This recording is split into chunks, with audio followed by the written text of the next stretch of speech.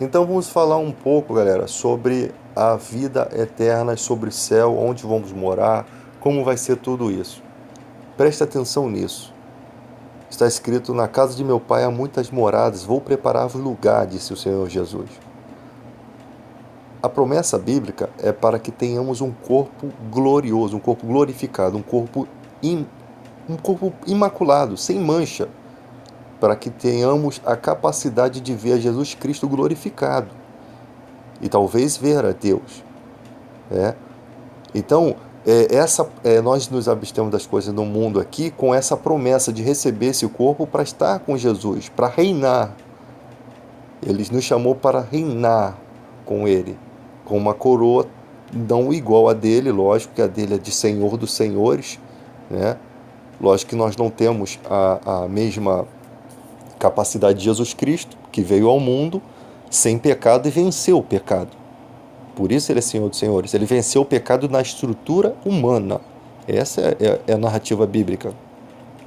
Então, essa terra não tem mais como ser a nossa morada. Mas por quê? Porque nós vamos ter um corpo glorificado, um corpo perfeito. E essa terra já experimentou muita injustiça. Tem muito sangue na terra, muito sangue no ar. Tem muito pecado aqui. Isso vai se acabar. As coisas de Deus, Deus é perfeito. As coisas dele são perfeitas. Por isso, carne e sangue não herdará o reino de Deus. O nosso corpo glorioso, sim, esse é um corpo, uma casca onde o nosso espírito vai habitar. Quanto à consciência terrena, podemos talvez ter essa consciência, não sei, né? Eu só sei que eu preciso confiar que vai ser bom as coisas de Deus. A consciência terrena, eu não sei se teremos e com o tempo será apagado, afinal seremos eterno e com a eternidade, não sei. Ou talvez tenhamos a consciência plena do que fomos aqui na Terra. Ninguém sabe explicar isso, talvez, né? Eu só sei que Deus é Deus de Abraão, Isaac e Jacó e esses estão vivos em um plano muito mais excelente que esse, né? Então, para estarmos com Deus, não tem necessidade dessa terra. Qual a necessidade de ter essa terra aqui? Uma terra que experimentou injustiça, uma terra onde os homens fizeram crueldade, não tem necessidade, né? E se essa terra for destruída e outra for substituída, essa será perfeita. Mas com o corpo glorioso que nós teremos, não teremos necessidade de morada, não teremos necessidade de uma terra, porque estaremos com Jesus, estaremos com Deus, né? Os anjos não têm essa necessidade. Com certeza, se ele é pai, e a Bíblia diz: a todos quanto receberam, deu-lhes o poder de serem feitos filhos de Deus, e nós somos co-herdeiros com Cristo, com certeza Jesus Cristo quer nos mostrar o Pai. Ele quer dar honra a esses cidadãos que não são como os anjos, porque o desafio do ser humano é diferente do desafio dos anjos. Os anjos não passaram, eles receberam já eles foram criados de uma forma que se conformam em ser anjos, lógico. Eles, se falasse assim: você quer ser anjo ou você quer ir para a terra e viver uma vida igual a gente vive aqui? Com certeza eu preferia ser um anjo. Mesmo que tivesse a promessa de se tornar filho, eu preferia ser um anjo, tá? Mas então Deus nos manda para esse conto ligeiro aqui, e aqui nós vamos nos tornar maior do que os anjos, né? Porque nós vamos reinar com Cristo. Ele nos dá essa honra porque nós estamos passando por essa tribulação aqui. É o ponto de vista que eu tenho. Primeiro, você é lançado num mundo, né? Um mundo onde o seu corpo te tenta, um mundo onde a sua mente te tenta. Você nasce debaixo do pecado não por você ter feito alguma coisa, mas porque os seus ancestrais fizeram algo. Então você é lançado num mundo já com tudo contra a sua vida, fora, sem contar o capeta, né? Esse infeliz que perturba o nosso juízo. Que nós não sabemos como são essas perturbações totalmente. Tem coisas que a gente nem entende que é o mal fazendo com que as coisas dêem errado. E tem coisas que são coisas da nossa própria natureza, que busca o pecado. E a porta é Cristo, a verdade é Ele. Então, o Evangelho é bem simples de se compreender isso, tá? Então, imagina, se Deus falasse assim para mim antes de vir para essa porcaria aqui: Você quer ser anjo ou quer ser homem? Eu quero ser anjo, meu irmão. Eu não quero saber de ser homem, não. Trabalha todo dia, ganha um salário miserável, né? Aí se você é rico, você se enfia na cachaça, fuma um monte de charuto, pega um monte de mulher, daqui a pouco morre de AIDS, tem um sofrimento, a tua felicidade acaba em um estalar de dedo, né? Igual o cara lá daquele filme lá, que o cara estala o dedo, acaba com a porcaria toda, tudo vira pó. Então, gente, é, é, é esquisito, né? É esquisito. Você vem ao mundo, então Deus nos presenteia com essa herança de sermos co-herdeiros com Cristo e reinar com Ele. É lógico que não vamos reinar numa terra miserável dessa, gente. É muita burrice você analisar a Bíblia dessa forma, porque é bem nítido. É bem nítido que o plano de Deus é muito mais excelente, né? E aí fica um monte de gente debatendo isso. Cara, não tem debate. É simples assim, cara. Não tem coisa que não contra a verdade, não, contra fatos, não argumento. Não tem. É tão simples o evangelho. Tá nítido. Quanto à questão de Jesus. Jesus é Deus, mas ele não é o Deus Pai. Cara, a Bíblia totalmente mostra isso. O Pai é maior do que eu, ele diz. Paulo diz, quando diz que todas as coisas foram sujeitas aos seus pés, isso exclui o Pai. Todas as coisas são sujeitas aos pés de Jesus Cristo, e Jesus Cristo faz tudo para que o Pai seja glorificado nele. Tá nítido. Não tem que ficar fazendo rodeio. Quem faz rodeio é porque quer levar o povo para um lado, né? um lado, um lado obscuro, onde você pode extrair alguns dos seus interesses pessoais ali, né? Então, a Bíblia é a verdade.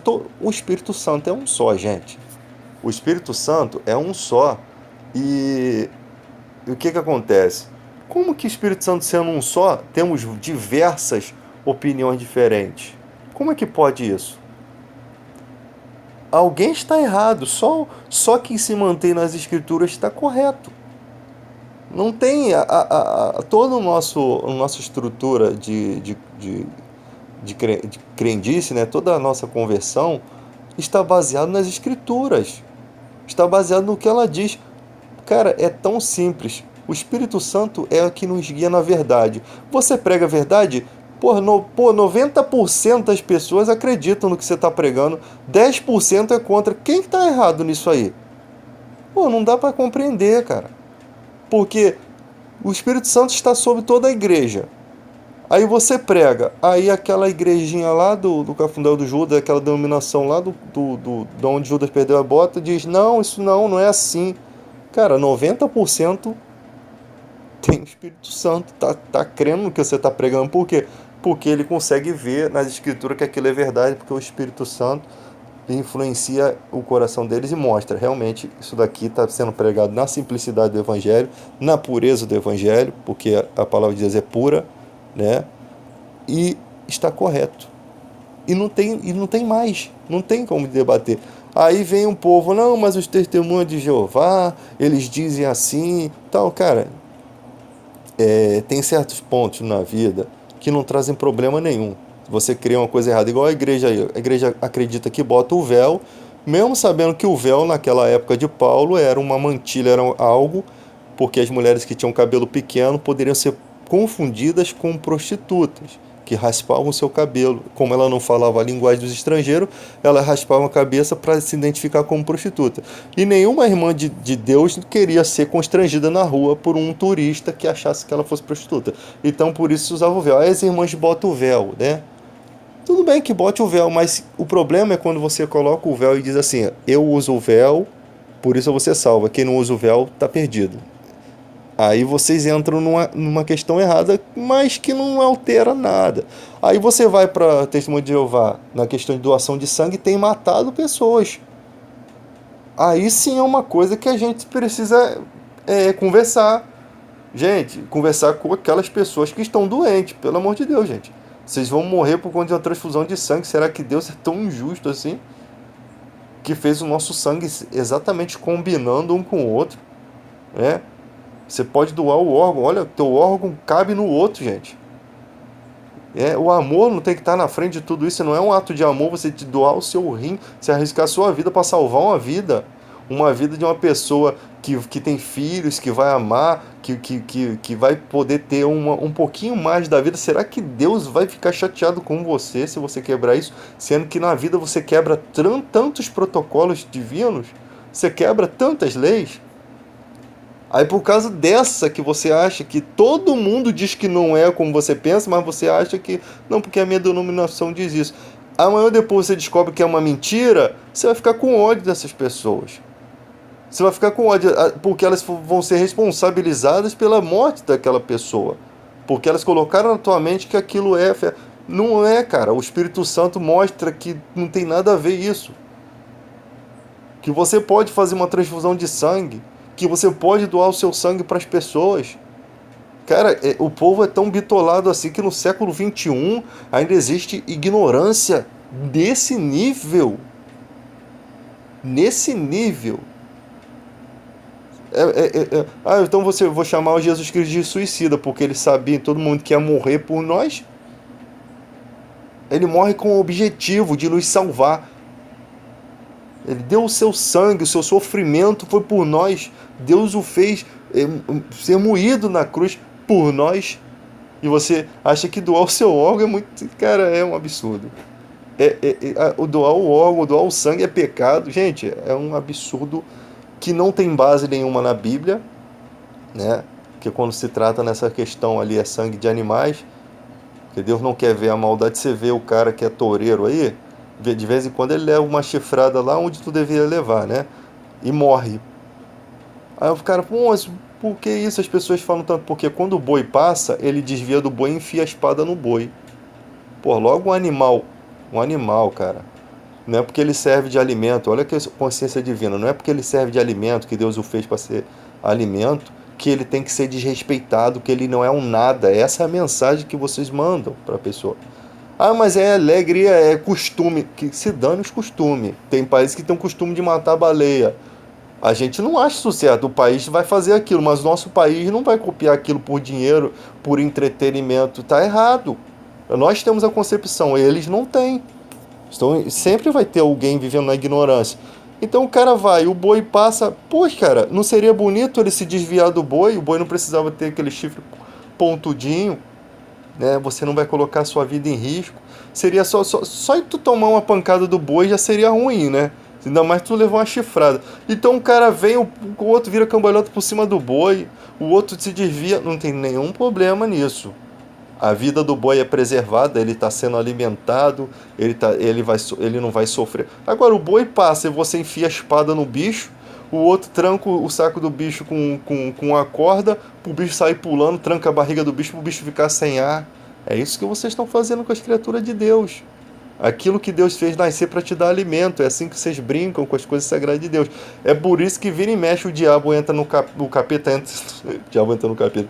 O capeta entra no boi ali e dá uma força sobrenatural pro bicho e alguém voa lá no quinto dos infernos. Toma uma chifrada lá nos Países Baixos e morre. Consequências do pecado. O filho não vai ver o seu pai porque o pai levou uma chifrada porque estava brincando com as coisas de Deus. É simples assim. É desse jeito, né? E o pior é você ver gente aí na presidência tentando legalizar uma coisa dessa para poder fazer a alegria do povo, né? É uma coisa ridícula, cara. É uma coisa ridícula que é uma preocupação realmente minha. Eu tenho essa questão de me preocupar com esse tipo de coisa, né? Porque tudo vai desencadeando outras coisas. Daqui a pouco, a caça, por exemplo. Ah, é um costume. Pô, cara, pelo amor de Deus. Quando você é criança, você dá um teco no passarinho com uma atiradeira. Pô, parece divertido. Até que alguém diz, pô, isso não tem nada divertido, cara. Tá matando um bichinho aí da natureza aí. É a mesma coisa você dar um tiro no leão. Não, mas é caça pra sobrevivência. É mentira, cara. É mentira. Tem tanta coisa, tem tanto frango pra você comer aí. Você vai comer logo o leão, quer comer logo a carne da tartaruga. Quer beber o sangue da tartaruga porque alguém disse que é afrodisíaco. Tanta coisa boa pra você comer, você quer logo maltratar o bicho porque alguém disse que é afrodisíaco. Como é que você pega uma bactéria e se lá, que não deseja a morte, não, mas que tu pega uma bactéria que você sofra pra você ver. Só para você entender que tem um monte de mitologia aí. Outro dia o cara tava vendendo no banco. Ah, você já ouviu falar em água energizada? Eu fiquei pensando, que porcaria de água energizada é essa? Será que dá um choque na água? Não, mas o cara vendendo uma coisa, é água normal, mas que eles fazem uma maneira para poder a pessoa acreditar. E quando você acredita, já era, cara. Você acreditar que aquilo vai fazer um bem ao cálcio o cálcio da ostra, o cálcio da ostra lá do inferno é o mesmo o cálcio da raspa da canela do mendigo. É igual, não tem diferença. Mas os caras fazem uma propaganda.